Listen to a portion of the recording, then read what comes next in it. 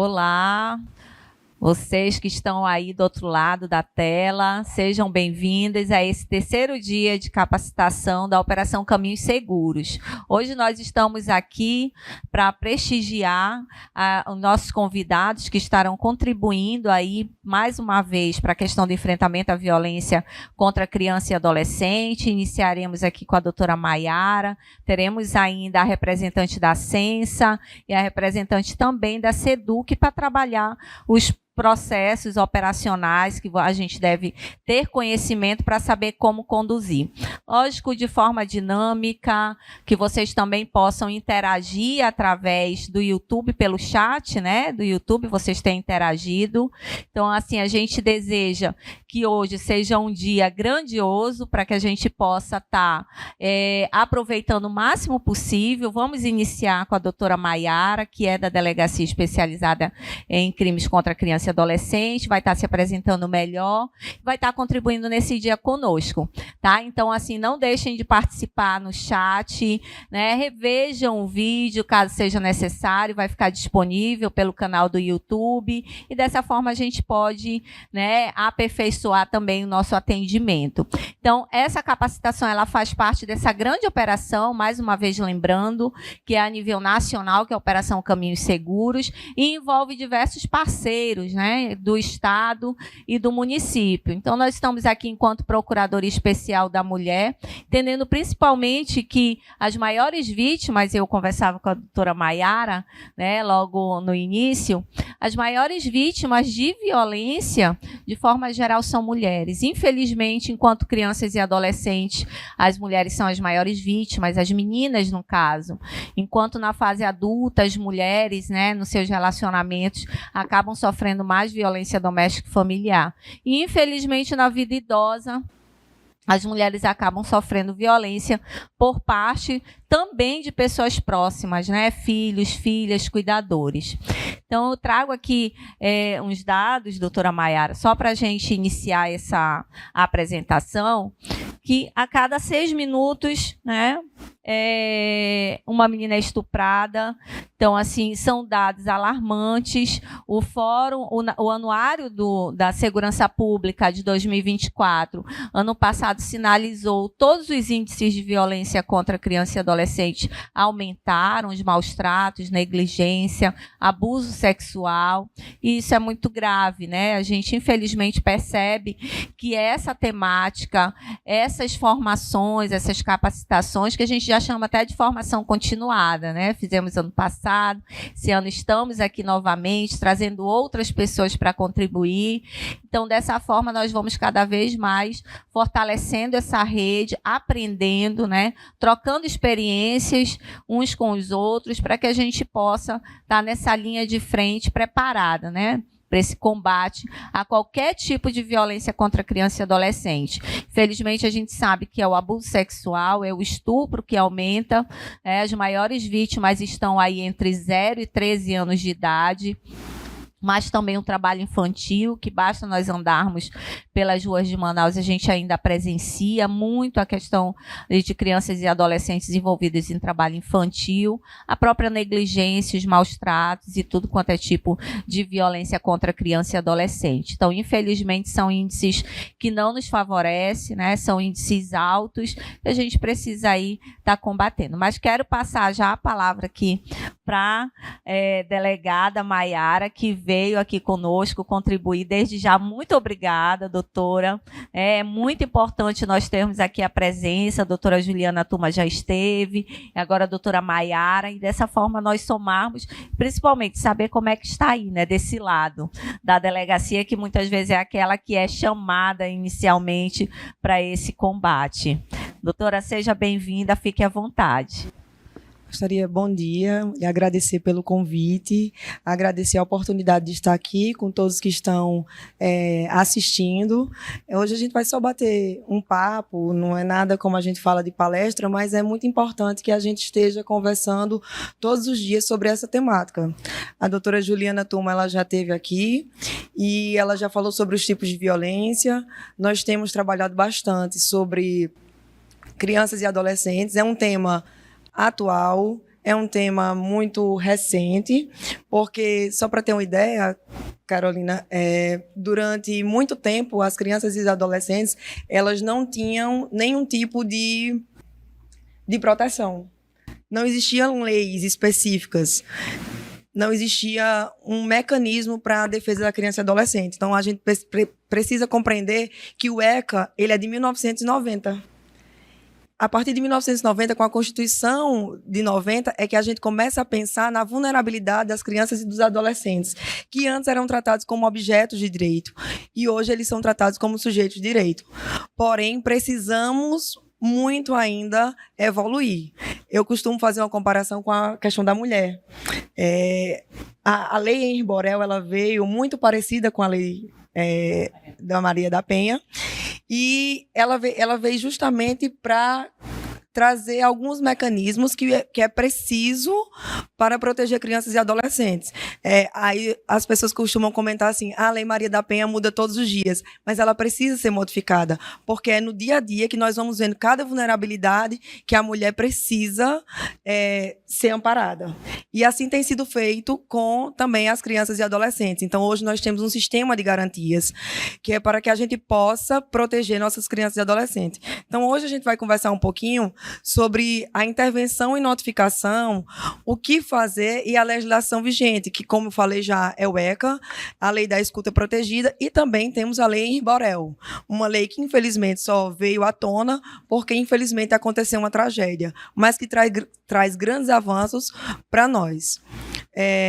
O sistema de proteção à legislação aplicada que nós estamos aplicando hoje, nós temos uma Constituição Federal, nós temos o Código Penal, que informa vários crimes que as crianças podem ser vítimas, nós temos o Estatuto da Criança e do Adolescente, nós temos o sistema de garantias de crianças e adolescentes vítimas ou testemunhas de violência. E, por fim, hoje nós temos a Lei Henri Borel, que traz mecanismos para que nós possamos prevenir e enfrentar a violência doméstica e familiar contra crianças e adolescentes. Importante a gente começar dizendo, Carolina, que a obrigação da proteção à criança e adolescente, ela não é uma proteção apenas da polícia, não é apenas uma proteção dos políticos, não é apenas uma proteção da rede de apoio, mas ela é um dever da família, da sociedade e do Estado. Então, todos nós somos responsáveis pela proteção das nossas crianças e adolescentes. E a Constituição ainda traz mais, que a lei deverá punir de forma severa o abuso, a violência e a exploração sexual de criança e adolescente. Costumo dizer sempre que quando nós vamos atender uma criança, quando nós vamos precisar tomar uma decisão relacionada à proteção à criança ou adolescente, a gente sempre precisa pensar no princípio do melhor interesse da criança. Todas as nossas ações, todas as nossas decisões envolvendo a criança e adolescente, ela deve ter como objetivo principal o princípio do melhor interesse da criança. Costumo dizer, Carolina, na polícia, muitas vezes a gente, quando chega na polícia, a gente acha que todos os casos a gente vai encontrar e vai estar no livro. Esse caso aqui é tal crime. E dificilmente a gente encontra resposta na legislação. E muitas vezes a gente precisa tomar uma decisão urgente e imediata. E como fazer isso? Então, o melhor momento eu vou pensar qual é o melhor interesse da criança nesse caso. É ficar com a mãe, é ficar com o pai, é tirar ela do âmbito familiar. O que fazer com essa criança? Então, costumo dizer que todo mundo que trabalha na rede de apoio precisa, sim, seguir a legislação, mas precisa pensar qual é o melhor interesse da criança nesse caso. E aí, o que isso significa na prática? Né? Que toda situação de risco ou violência, ela deve ser avaliada com prioridade. As medidas protetivas devem sempre buscar o pleno desenvolvimento físico, emocional e social da criança e adolescente. O interesse da criança, ele deve sempre prevalecer sobre qualquer outro interesse, porque a gente precisa compreender que a criança e adolescente, elas estão em situação peculiar, são pessoas em desenvolvimento, e aí surge esse sistema de garantias, né, que traz para a gente, para nós repensarmos e protegermos nossas crianças. No primeiro dia, a doutora Juliana Tuma, que também é da DEPCA, ela é titular, ela falou sobre os tipos de violência. Nós temos hoje, amparado na legislação, 5 tipos de violência: a violência física, sexual, patrimonial, institucional e a violência psicológica. Todo esse tipo de violência precisa ser protegido. As nossas crianças precisam dessa proteção. E nós que atuamos na ponta, precisamos protegê-las, mas também os pais, a família, a sociedade, nas escolas, tudo isso precisa ser protegido. Então, a gente percebe que o papel dos profissionais na identificação e intervenção. Todos os profissionais que atuam com crianças e adolescentes, seja na área da educação, seja na área da saúde, seja na área da assistência, têm o dever ético e legal de intervir. Isso é uma coisa que a gente precisa ter em mente, porque muitas pessoas têm medo de, eu não vou intervir, eu não vou me meter nisso porque eu vou me prejudicar, eu tenho medo de ser chamada na polícia, não é problema meu, não é meu filho, não é meu parente, e não é isso. Todo mundo que trabalha com criança e adolescente, e ainda que não trabalhe, mas que veja uma situação dessa, tem que ter essa intervenção. Então, eu não posso me eximir como delegada, mas eu também não posso deixar de me eximir como uma pessoa, como uma cidadã. Qualquer pessoa hoje tem obrigação de notificar. E veja, o papel da pessoa que praticamente está vendo aquele tipo de violência ou suspeita de uma violência, não é fazer a investigação. A pessoa não vai investigar. Basta ter uma suspeita de violência, ela já deve procurar ou a delegacia, ou a rede de apoio, Conselho Tutelar, Ministério Público, Defensoria Pública, e informar. Alguém está sendo, possivelmente, está sofrendo uma violência. Então, é importante lembrar que todos os profissionais que atuam com crianças e adolescentes, seja na área da educação, seja na área da assistência, tem o dever ético e legal de intervir. E aí eu levanto de novo isso. O papel não é investigar, mas identificar sinais e acionar a rede. Então, se eu estou dentro da escola, se eu sou uma professora, se eu estou dando aula e eu começo a perceber que uma criança mudou de comportamento, porque aí eu coloco os sinais de alerta, mudanças bruscas de comportamento, lesões frequentes e explicações vagas, falar em conteúdo sexual inadequado. Veja, uma criança de 6 anos falando alguma coisa sexual, é muito inadequado isso. Então, a professora tem que já atinar para isso. O medo, às vezes chega... Carolina, crianças na escola com um casaco muito quente, o dia está muito quente, a pessoa chega de casaco e quando você pede para a criança tirar o casaco, ela está toda cortada ou ela está cheia de hematomas. Isso significa dizer que há, sim, uma situação de violência ou uma suspeita e ela precisa ser investigada. E a pessoa que observou isso, ela não vai investigar, mas ela precisa automaticamente acionar a rede de apoio, porque aí a investigação vai ficar com a polícia. Aí a polícia vai tomar o seu papel, aí a polícia vai fazer o que for necessário. Então, todo profissional que trabalha nesse sentido, ele precisa prestar atenção e acionar a rede. É uma obrigação dele, tá? Então, hoje a gente tem no ECA, justamente no artigo 13, os casos de suspeita ou confirmação de castigo físico, de tratamento cruel ou degradante, de maus tratos contra criança e adolescente, eles devem ser comunicados, pelo menos ao Conselho Tutelar, sem nenhum prejuízo de outras providências. E aí eu digo, a notificação ela é um dever e não escolha. E a omissão, ela pode sim configurar um crime. A notificação, ela não exige nenhuma confirmação, mas basta a suspeita razoável. O que eu quero dizer com isso? Que eu não preciso ter certeza de que o crime aconteceu. Eu só preciso ter um sinal de alerta de que aquela criança está passando por algum tipo de violência que eu tenho que acionar o conselho. Não era violência, tá? Não era, mas a sua obrigação era notificar, porque poderia ser uma violência. E nós precisamos romper o ciclo de violência. Nós, como sociedade, nós, como polícia, precisamos romper esse ciclo de violência. E aí nós temos o quê? A Lei Henri Borel. A Lei Henri Borel, dentre tantas coisas importantes que ela traz, ela agora tipifica a falta de omissão. Então, preciso deixar claro para cada um que está assistindo aqui e para a Carolina, explicando para todo mundo que hoje, deixar de comunicar à autoridade pública a prática de violência, de tratamento cruel ou degradante, ou de formas violentas de educação, correção ou disciplina contra criança ou adolescente, ou até o abandono de incapaz, passou a ser crime. Então, isso não existe mais assim, o crime é só para a professora que está dando aula, ou o crime é só para quem está no hospital, ou o crime é só para o delegado que não fez nada. Não. Hoje, toda a sociedade que tem, todo mundo que sabe disso, todo mundo que tem essa ciência vai estar cometendo crime. Então, para você ver a importância hoje que nós temos da Lei Henri Borel, porque no caso da Lei Henri Borel, a babá, se a gente lembra, a babá já sabia das condutas que aconteciam contra a criança. Então, naquela época, a babá não foi responsabilizada, mas hoje a babá seria responsabilizada com a mudança da Lei Henri Borel. Infelizmente, na nossa sociedade, muitas vezes, situações trágicas precisam acontecer para que o legislador possa modificar e pensar. Mas eu costumo dizer que, apesar de não estarmos no ideal, a gente está alcançando já várias modificações. E eu vejo isso muito na questão da criança e do adolescente, quanto na Maria da Penha. Porque quando a gente estuda a Lei Henri Borel, automaticamente a gente estuda a Lei Maria da Penha. Que interessante.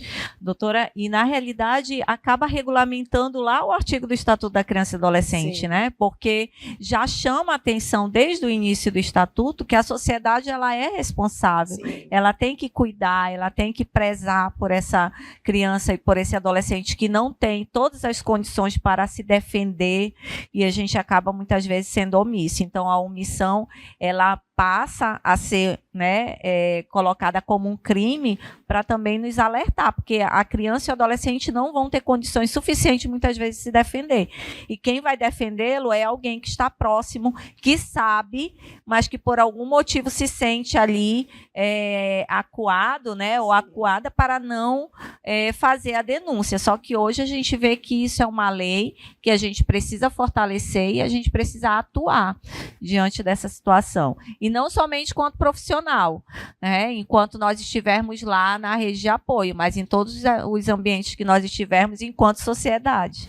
Justamente, a nossa sociedade, ela às vezes, ela é muito omissa, né? Às vezes a gente só cobra dos órgãos de proteção, às vezes a gente só cobra da polícia, do judiciário, das instituições. Mas eu, quanto sociedade, eu como cidadã, e aí eu me tiro da questão de delegada.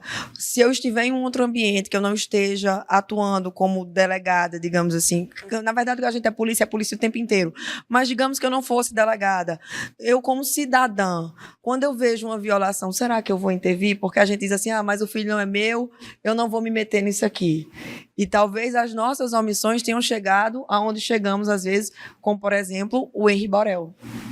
Que infelizmente uma criança precisou falecer de uma forma terrível, porque talvez se alguém tivesse denunciado antes, não tivéssemos chegado àquelas consequências. E acreditar, né, doutora, na fala da criança, né, Sim. Lembrando de tantas crianças que se queixam, que aparecem, né, que Sim. falam, de certa maneira, da violência que está sofrendo e é minimizado, é questionado se realmente essa violência está existindo. Então, como a doutora falou no começo, basta uma suspeita, né? Nós temos que agir na suspeita, porque nessa suspeita, às vezes a violência, muitas vezes, ela ainda está no início, então a gente pode estar coibindo a violência pior no futuro, né? Os piores tipos. Eu, quando estava estudando, né, sobre a questão da criança e adolescente, e aí um dado me chocou muito. Antes da Constituição e muito antes, no início, houve um caso nos Estados Unidos e uma criança era espancada, ela foi adotada, mas ela era espancada todos os dias e a vizinha foi fazer essa denúncia. Só que o que mais chamou a atenção é que quando essa vizinha foi procurar qual a legislação que eu vou defender essa criança, que eu vou amparar essa criança, não existia. E aí foi preciso utilizar uma lei de proteção aos animais para proteger a criança. E aí muitas vezes a gente não pensa quanto a gente deixa de proteger nossas crianças, porque é aquela coisa, o meu filho eu cuido maravilhosamente bem, o dos outros é problema dos outros. E não é. As crianças e adolescentes hoje é um problema da nossa sociedade e ela está isso amparada na Constituição. Graças a Deus já evoluímos muito, já temos leis, mas precisamos evoluir mais. Eu costumo falar e fazer uma comparação. É como as mulheres. Demoramos a conseguir voto, demoramos a conseguir várias situações, precisamos de lutas, de briga para conseguir, tivemos uma tragédia para poder conseguir uma lei que preveja a mulher, então somos seres em vulnerabilidades. As crianças e adolescentes são seres em vulnerabilidades, assim como nós mulheres. Eu costumava até brincar e dizer, quando eu ia viajar para fazer prova, eu não podia viajar de noite sozinha, porque eu tinha medo. Mas os meus amigos conseguiam viajar com passagem mais barata. E eu, como ser adulta, mas ainda assim sou uma pessoa vulnerável, né, pelas consequências. Mas, voltando aqui, também tem um regulamento e um decreto explicando principalmente para o pessoal da educação.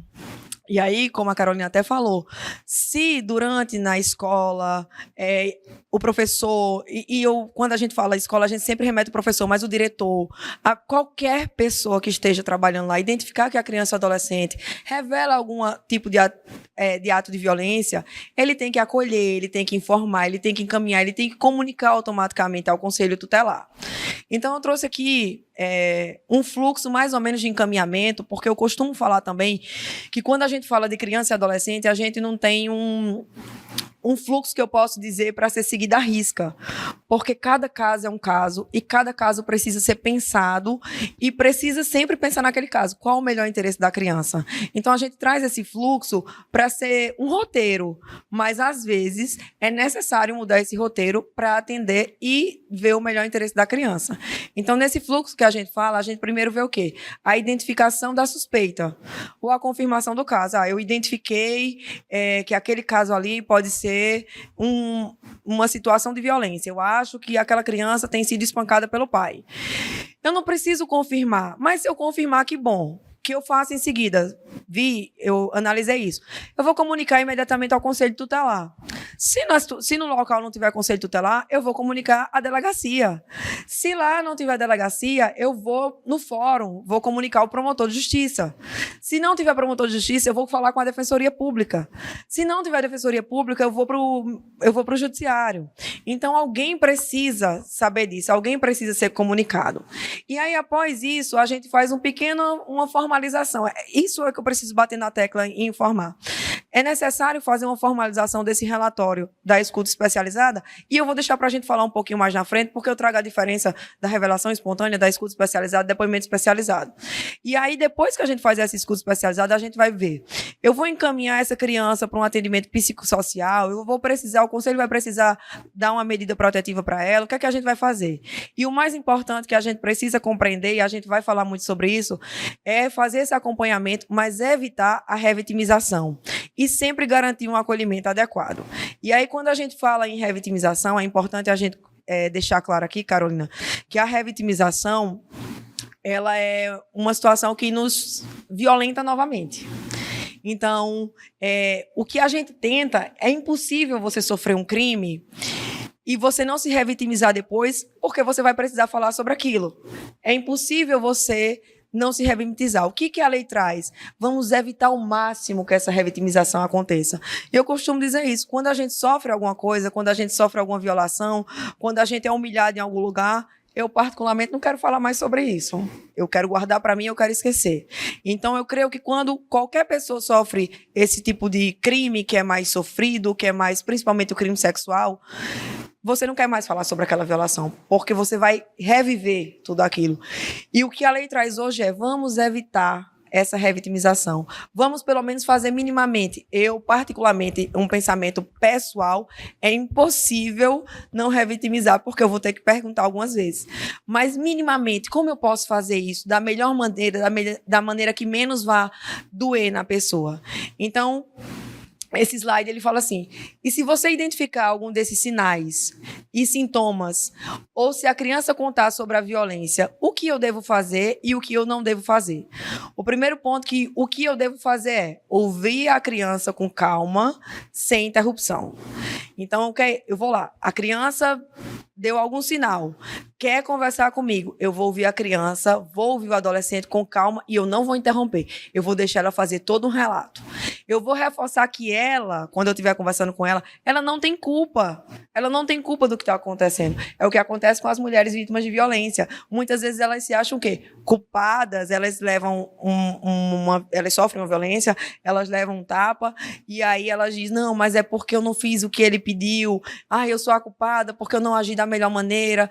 Isso também acontece com as crianças. As crianças muitas vezes se sentem culpadas, eu não agi corretamente, eu não tratei meu pai bem, então eu mereci apanhar, ou eu mereci fazer isso. Outra coisa que a gente precisa também é procurar os serviços da rede de atendimento, como saúde, assistência social, conselho tutelar. Tem uma suspeita, vou procurar a rede de atendimento. E é uma rede grande. Então, o que a gente deve fazer é isso. Ouvir a criança com calma, não fazer interrupção, deixar ela relatar o que quer, dizer que ela não tem culpa daquilo que ocorreu e procurar os serviços. Agora, o que a gente não deve fazer, e por muito, muito, muito tempo nós fizemos e às vezes ainda fazemos. E o que é que não devemos fazer? Perguntar repetidas vezes sobre o ocorrido. Deixa a criança falar só uma vez. Ou duvidar da criança, porque como a criança é um sem desenvolvimento, a gente tende a dizer, mas foi isso mesmo que aconteceu? Você não está mentindo? Será? Então, o que é que eu não posso fazer? Então, eu não posso dizer assim, isso é coisa da sua cabeça. A gente tem que acreditar na palavra da vítima. Então, isso não pode ser coisa da sua cabeça. Eu também não posso dizer, você está querendo chamar atenção com isso. Outra clássico que acaba com a gente é quando faz. Você sabe que isso é muito sério e pode prejudicar outras pessoas. Porque, geralmente, o agressor é uma pessoa que está em casa. O agressor, às vezes, é o pai, às vezes é o avô, às vezes é um irmão, e aí a mãe olha e faz assim, você sabe que você pode prejudicar essa pessoa, isso é muito sério. Então, veja como é colocado isso na cabeça da criança. Ela vai dizer, não vou contar mais, porque eu vou prejudicar, eu vou acabar com minha família. Quando ela é a vítima. Ela é a vítima. Ela não é a pessoa que cometeu a violência. Ela precisa ser acolhida. E outra coisa que também se fala, que não podemos falar de jeito nenhum, você nunca tentou fazer nada para evitar, por que você não contou antes? Eu acho que aí eu puxo também para o lado da mulher. Quando às vezes a gente vai numa delegacia e vai contar uma violência, não só na delegacia, eu já vi isso também no judiciário. Eu já trabalhei no judiciário e às vezes faz assim, alguns advogados vêm com a pergunta, advogado do réu, por que você não contou antes? Nós não estamos na situação, não estava na nossa pele. Até quando a gente vai conseguir aguentar aquilo? E aí, esse tipo de pergunta ele é muito inoportuno, porque às vezes eu vou aguentando, e aí às vezes chega no meu limite. Às vezes eu me sinto culpada. Então, nós não devemos fazer esse tipo de pergunta. Também não devemos minimizar o ocorrido com frases, isso não foi nada, não precisa chorar, vai ficar tudo bem. A gente não pode dizer que vai ficar tudo bem, porque às vezes a criança precisa de um acompanhamento. E eu também não posso expor a criança ou o adolescente contando o ocorrido para familiares, para as pessoas vizinhas. Eu não posso expor, porque infelizmente a nossa sociedade ela é muito estigmatizante. Ela vai estigmatizar aquela pessoa, aquela menina, é aquela que sofreu isso, é aquela que sofreu aquilo, e a gente precisa evitar isso. Quanto mais evitar expor a criança, mais importante é. E aí a gente chega onde eu queria justamente conversar, é o sistema de garantia e proteção, que é a importância da escuta qualificada. Tá. A escuta qualificada, eu vou falar num contexto genérico. Ela é um processo de acolhimento e registro do relato de uma criança ou adolescente em situação de vulnerabilidade, especialmente nos casos de suspeita ou confirmação de violência. Esse tipo de escuta deve ser realizado por profissionais capacitados, com a finalidade de obter informações relevantes sem causar danos emocionais ou psicológicos à vítima. Então, assim, o maior ponto disso que a gente precisa ter em mente é justamente esse, ter a ideia de que eu tenho que evitar causar mais danos emocionais ou psicológicos à vítima do que o crime que já foi cometido contra ela, do que a violência que já foi cometida contra ela. E aí nós temos 3 formas de oitiva que a nossa legislação traz. A revelação espontânea, a escuta especializada e o depoimento especializado. Eu vou falar de cada um em alguns slides, mas eu preciso antes fazer um alerta. Como no contexto geral de escuta qualificada, nós, como profissionais da segurança, como profissionais da rede, vou chamar todos nós de profissionais da rede, precisamos fazer essas oitivas. A gente tem que sempre fazer num ambiente acolhedor. Mas eu não tenho um ambiente acolhedor ideal. Tudo bem, mas procurar um local que seja menos prejudicial para ela.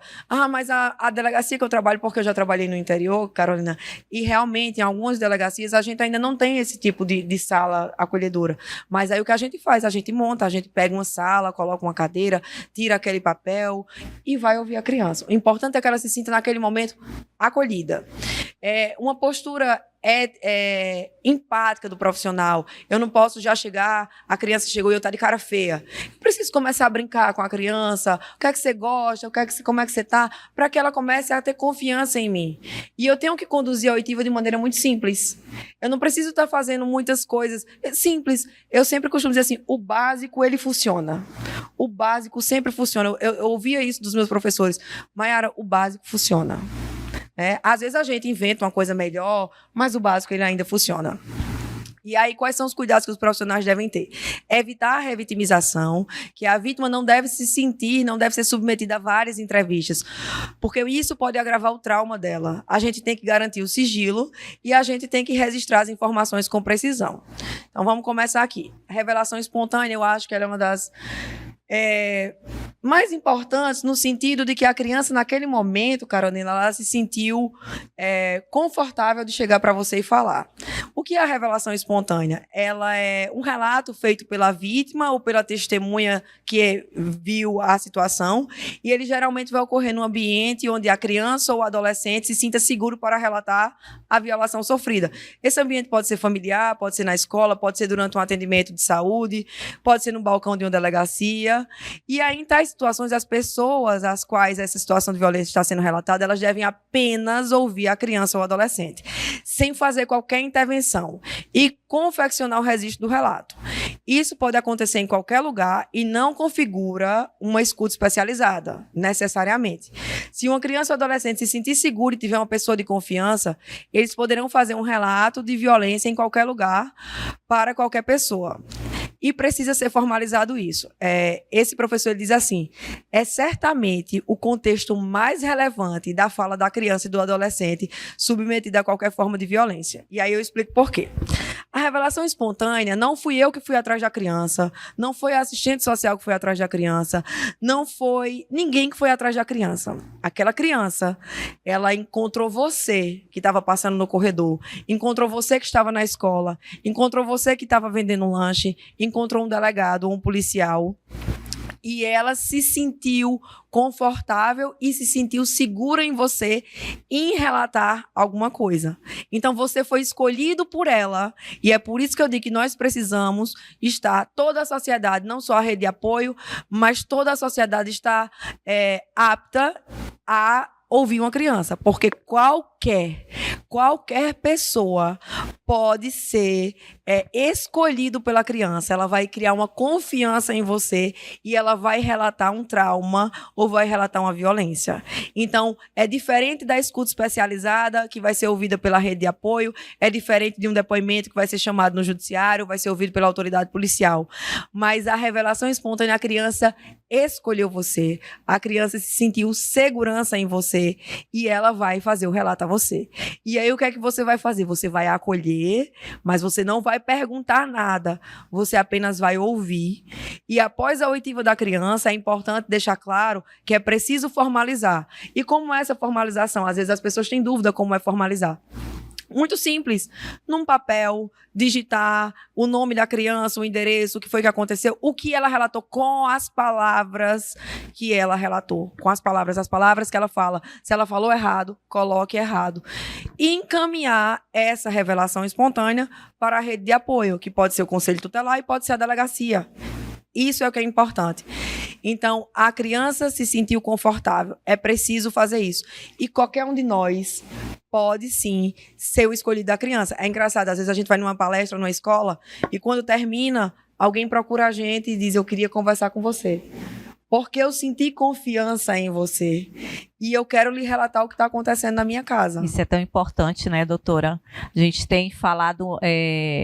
nós falamos isso na formação anterior, porque muitas vezes no ambiente escolar é a merendeira, é alguém dos serviços gerais, que aquela criança ou aquele adolescente vai ter confiança, vai chegar, vai falar.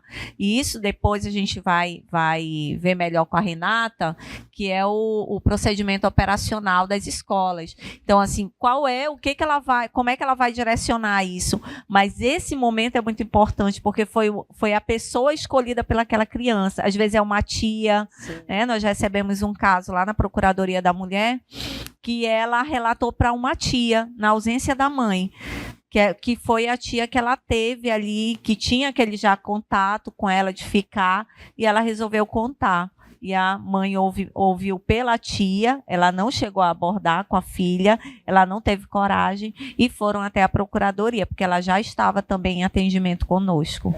É por isso que eu digo que a revelação espontânea, ela é, assim, para mim, uma das mais preciosas, porque eu escolhi você. E se eu fui escolhido, ou quem foi escolhido, a gente tem que ser empático. A gente tem que ser empático e tem que atender aquela criança da melhor maneira. Então, a gente precisa hoje, cada dia mais, se capacitar como pessoa, como profissional, e saber que aquela criança me escolheu. Cara, aquela criança me escolheu, a gente tem que se sentir lisonjeado. Se ela me escolheu para relatar isso, ela confiou em mim. Se ela confiou em mim, minimamente eu tenho que fazer alguma coisa. E aí, por isso que eu falo, a revelação espontânea, ela é uma das formas de oitiva que eu acho mais bonita, porque eu confiei em você, e é como você falou, não é só o professor que é escolhido, é o merendeiro, é a pessoa que está fazendo a faxina, é qualquer pessoa. Eu já tive casos na delegacia que a pessoa sentiu pela prima, e aí ela conta para a prima. Então, assim, qualquer pessoa, às vezes a gente, muito quando se vai dar palestra, que a gente fala sobre isso, as pessoas geralmente querem conversar depois e se sentem seguras. E eu acredito assim, na nossa vida, quando a gente sente segurança em alguém, é tão bom porque eu vou me sentir protegida por ela. Então, se a criança me escolheu, eu minimamente tenho que protegê-la de alguma maneira. Nesse trabalho de palestra nas escolas, né, que a gente tem feito bastante, abordando a questão da importunação sexual entre a própria juventude, mas também a violência sexual, que infelizmente cresceu, né? Então, assim, um número que nos chama a atenção, nos alerta, e nós temos falado muito, inclusive usando um dos primeiros exemplos, logo que a Procuradoria foi criada, que foi um colega, né, um colega de sala de aula, que ela revelou a situação de abuso sexual por parte do padrasto, e ele disse: nós precisamos fazer alguma coisa, nós vamos procurar pedagoga. E ele, naquele momento, fortaleceu, porque nós temos que reconhecer a nossa limitação. Sim. Também. A gente tem que saber qual é o nosso papel. Esse papel é fundamental, mas nós sabemos qual é o próximo passo. Então, quem que nós vamos procurar? E fazer a rede funcionar, cada um dentro da sua, né, especialidade, do seu atendimento. E ele foi, junto com ela, até a pedagoga, depois de ter conversado com ela, ter fortalecido, fizeram a denúncia e chegaram até a Procuradoria da Mulher. Que bom que ela foi acolhida, né? E que bom que escolheu a pessoa certa. E o colega de ter tido, né, ter dado força para ela denunciar. Sim. Porque muitas vezes a gente fica, e a gente também não pode recriminar, porque foi falado para outro adolescente. Então, o adolescente, ele poderia também sentir sem coragem, né? Impossibilitado ali, mas ele incentivou, né? Animou ela: não, nós vamos, eu vou te ajudar, eu vou estar junto com você. Isso é muito importante. É muito importante. Eu acho que o acolhimento, a empatia, e a gente não fala nem só a questão que eu falo da violência, mas eu falo a gente como adulto já. Quando a gente está passando por um problema e alguém chega e diz: eu vou te ajudar, eu vou te dar a mão, a gente fica grata eternamente. Então, veja, uma criança e um adolescente que está passando por esse tipo de situação, quando ela tem um acolhimento, quando alguém dá a mão, é muito importante. Então, eu trago aqui só um exemplo, que a gente já conversou, mas um exemplo para deixar claro a revelação espontânea. São situações hipotéticas, não é nada, mas veja. Ana tem 8 anos, chega triste na escola, durante uma atividade em sala de aula, vai até a professora e entrega um desenho onde aparece uma figura masculina brava e uma criança chorando. E ela diz o seguinte para a professora: é meu pai. Às vezes, ele bate muito quando eu erro o dever. A professora deve questionar mais alguma coisa nisso? Não. Ela se sentiu confortável de quê? Fazer a revelação espontânea. Então, o que o profissional deve agir? Deve fazer mais perguntas? Não. A professora já tem um alerta. Eu tenho uma suspeita de maus tratos, ou eu tenho uma suspeita, pode ser até de uma tortura, eu tenho uma suspeita. O que eu vou fazer agora? Devo acolher ela com calma. Vou acolher ela com calma. Vou anotar tudo isso, porque o que é que falta muito para a gente, às vezes? A gente escuta, mas não formaliza. E sem a formalização, não consigo fazer nada. Por quê? A gente precisa de uma formalização até para seguir um procedimento, para seguir um processo. Nós não podemos fazer, até por uma questão de segurança de todos os cidadãos. Porque se eu não anoto, se eu não formalizo, qualquer pessoa pode fazer alguma coisa contra mim e vai só falar. Então, é importante essa formalização. Então, a professora Ana chegou lá. Olha, professora, isso aqui é meu desenho e meu pai bate em mim, ponto. Ela não tem que perguntar mais como ele bate como, com qual frequência. Não. Ela ouviu isso. Ela vai pegar um papel, a professora vai anotar tudo isso e vai encaminhar para a rede de apoio. Ou ela vai encaminhar para o conselho, ou ela vai encaminhar para a delegacia. E aí nós vamos tomar a providência. Pode ser que ele bata, digamos assim, que eu não gosto desse termo, mas digamos, pedagogicamente, não eram maus tratos nem nada. E aí era só um cuidado em casa. Mas pode ser que ele cometa crime sim com ela. E aí eu preciso investigar e eu não posso deixar de fazer nada. Então, voltando ao slide, é justamente isso. Eu devo acolher com calma, anotar o que foi dito, acionar imediatamente o conselho, a delegacia ou outro órgão de proteção. Eu chamo a atenção sempre para o conselho e para a delegacia porque a gente está mais na ponta. Mas existem os outros órgãos de proteção que podem ser acionados. E eu vou registrar internamente o ocorrido com essa revelação espontânea. Aí eu faço um alerta. Neste momento, a escuta deve ser mínima, acolhedora e sem julgamentos. Nesse momento, não cabe a apuração, apenas o cuidado e o acionamento da rede. Então, eu volto a dizer, a menina foi lá, a criança foi lá, disse isso à professora não precisa perguntar mais nada, ela só precisa formalizar. Aí, nós já chegamos na escola e aí uma das pedagogas lá perguntou assim, mas vocês não têm um modelo para nos dar sobre como fazer isso? E aí eu falei para ela, não tem modelo, porque a revelação espontânea eu só tenho que anotar o que a criança disse, então não tem um modelo prévio. Eu não tenho como fazer, olha, aqui você vai dizer isso. Não, você vai anotar o nome da criança, o dia que ela lhe relatou e as palavras que ela lhe relatou. Então não existe um modelo, existe eu ter que formalizar. E aí, onde muitas vezes a escola esquece, e não só a escola, eu digo que todo mundo deixa de formalizar. Eu preciso formalizar. Mas eu sou um cidadão, e a criança me escolheu no meio da rua. Vai na delegacia que a gente ouve. A gente ouve o relato. E aí fica a revelação da criança, tá? E, doutora, só lembrando também que às vezes tem pessoas que não querem intervir com medo, né, de represália do agressor, temendo se envolver numa situação. A gente não pode esquecer que existe o Disque 100 também. Sim, existe o Disque 100, que pode ser encaminhada essa denúncia, digamos, de forma anônima, mas outra, não é o momento aqui, mas outra coisa que a Lei Henri Borel traz é justamente agora proteger as pessoas que têm medo dessa denúncia. Então, nós temos hoje mecanismos para proteger. Eu entendo as pessoas terem medo do agressor, mas a gente precisa compreender e parar com isso, que é crime se eu me omitir, tá? E aí, a gente vem para a escuta especializada. A escuta especializada ela é diferente da revelação espontânea. Essa escuta especializada ela está na Lei de Proteção à Criança e Adolescente. Ela é um procedimento de entrevista sobre situação de violência com criança ou adolescente perante o órgão da rede de proteção. E aí eu chamo a atenção, limitado o relato estritamente ao necessário para o cumprimento de sua finalidade. E o que é isso? A escuta especializada ela é um instrumento que poderá ser utilizado por toda a rede de proteção. Toda a rede de proteção pode fazer a escuta especializada. Qual é a finalidade da escuta especializada? É apenas o provimento de cuidados e a proteção da criança. Não se pode ser confundida com entrevista forense ou um atendimento terapêutico, porque muitas vezes é confundido. O que é, então, a escuta especializada? Qualquer órgão da rede pode fazer, Conselho Tutelar, a própria Polícia Militar, a Polícia Civil, todo mundo pode fazer. Alguém chega e relata uma situação de violência.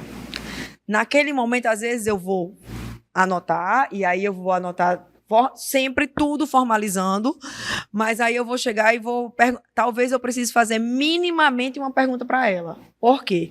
Porque com essa escuta especializada, eu já vou encaminhar ela para o psicólogo, aí eu tenho que tomar... Nesse momento, eu já tenho que tomar cuidado. Ou eu vou encaminhar para o psicólogo, ou eu vou dizer que eu já preciso pedir uma medida protetiva contra ela, a favor dela. Eu preciso pedir uma medida protetiva para tirar o pai da casa, eu preciso pedir uma medida protetiva para que a mãe saia da casa, eu preciso de um afastamento de 500 metros para que não chegue perto. Então, o objetivo da escuta especializada não é gerar prova, que as pessoas acham, às vezes, que é gerar prova no procedimento. Não, eu não vou gerar nenhuma prova. A escuta especializada, ela tem a finalidade de o que é que está acontecendo com esse adolescente e eu preciso tomar uma providência. Então, esse é um dos objetivos da escuta especializada. E não é terapêutico, eu não vou trabalhar com terapia, eu não vou ficar conversando, não é esse o momento.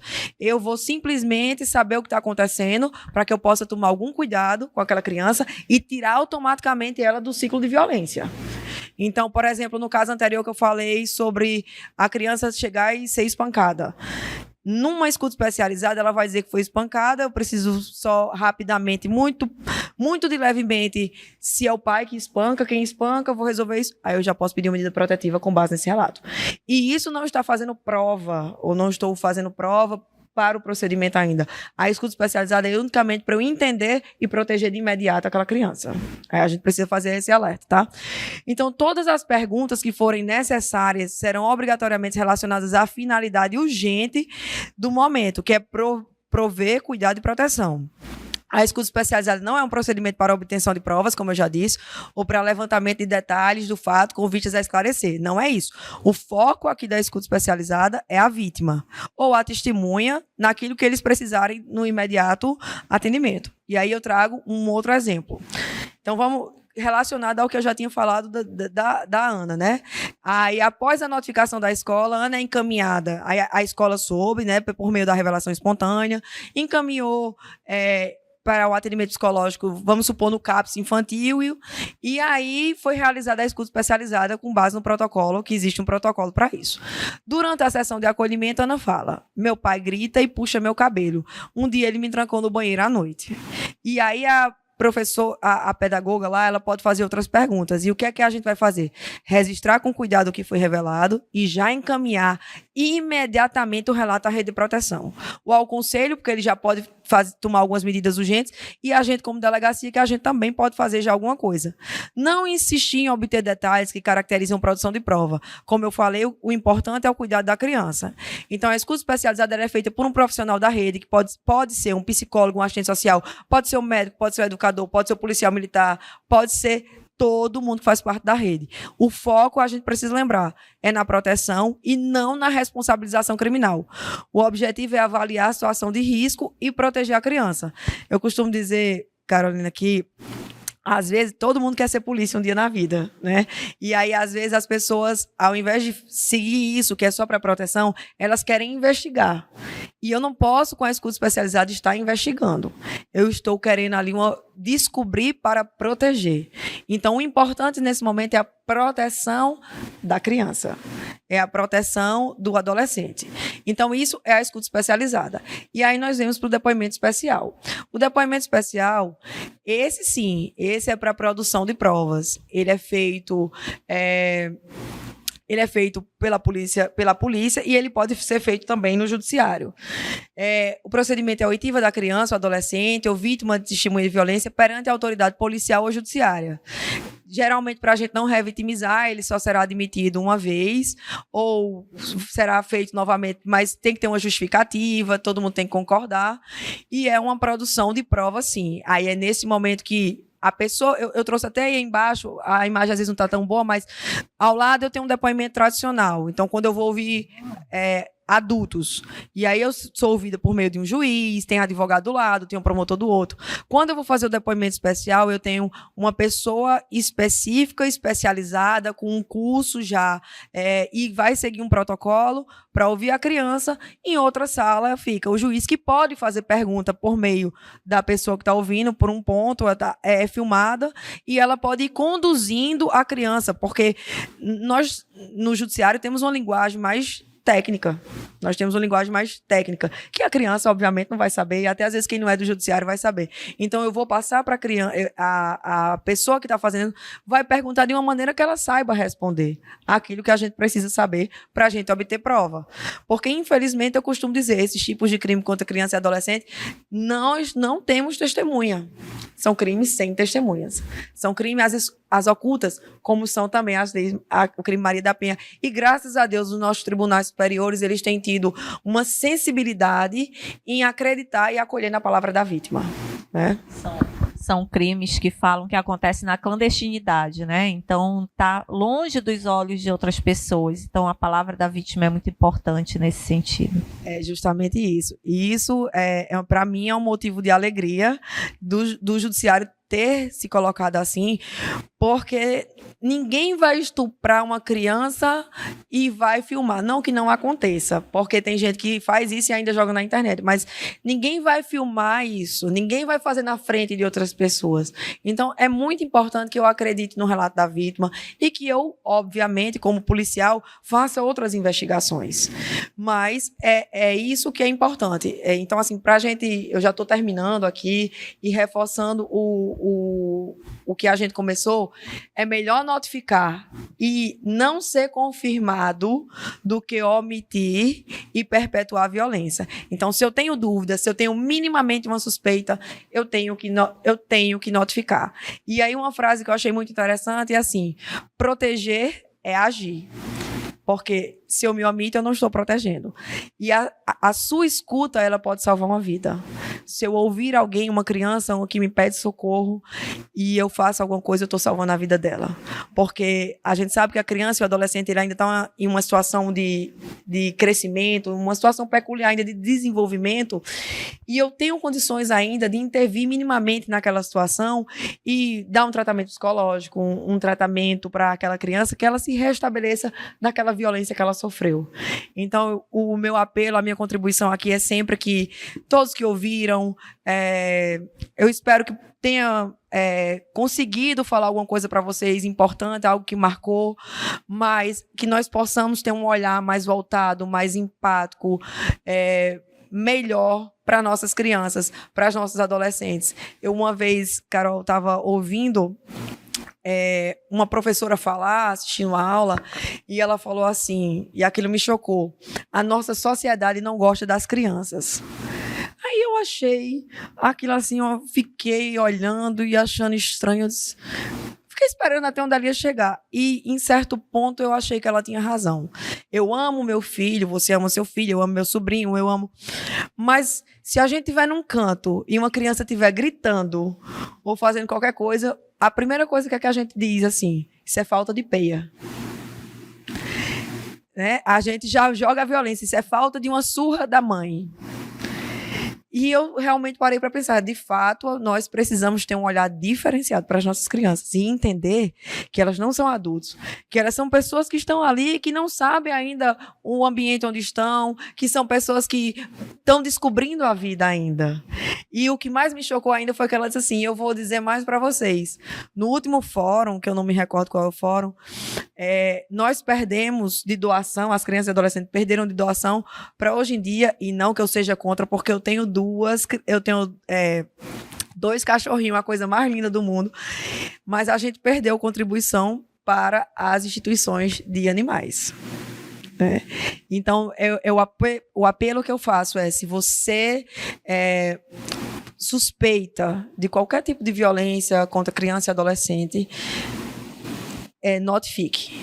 Notifique, porque nós vamos investigar, e é melhor que não confirme, mas é melhor do que deixar aquela criança, se for verdade, continuar sofrendo a violência. Doutora, muito obrigada. Então, só para lhe falar, nós estamos nessa capacitação, e agradeço desde já a participação de todos os municípios. Nós estamos com um número altíssimo de municípios, Ipixuna, São Gabriel da Cachoeira, Tabatinga, Irunepé, então assim, por lá. Dos mais diversos municípios, Itacoatiara, a turma de Manaus, e também os profissionais que estão dentro dos espaços, né, de acolhimento dessas crianças, os CRAs, os CREAs, né, a área da educação, da saúde, conselheiros tutelares participando dessa formação, e eu estou acompanhando aqui, tá? Se vocês quiserem deixar alguma pergunta, alguma contribuição, podem colocar lá ou lá no nosso grupo do WhatsApp, que eu vou estar passando. Então, assim, muito obrigada pela sua presença hoje aqui, tenho certeza que contribuiu muito, né, com a turma, e que a gente possa sempre estar fazendo essa troca, né, de conhecimento.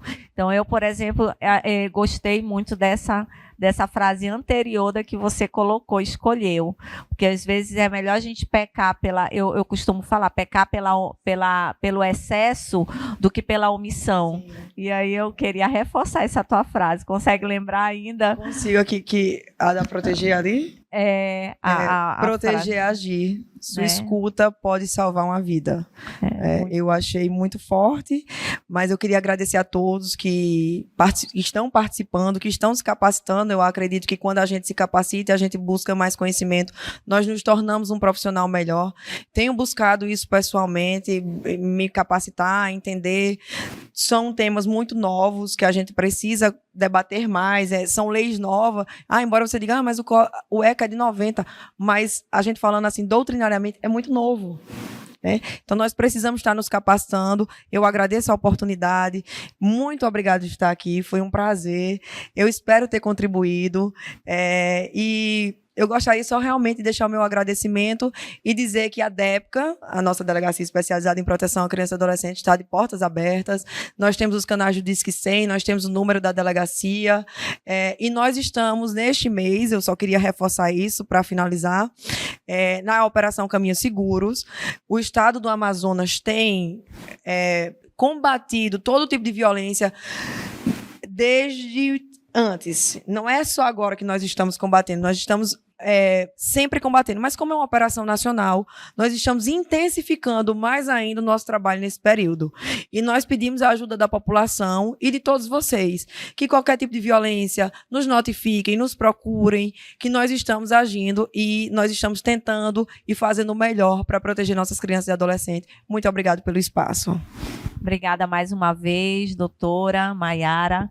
Então, assim, nós vamos dar só um intervalo para a entrada da outra palestrante, mas reforçar mais uma vez. Muito obrigada aí, pessoal de Urucará. Estamos aqui com a Alana Macedo, conselheiros tutelares do município do Careiro da Várzea. Aqui nós temos Parintins, viu, doutora Maiara? Manaus, que mais aqui?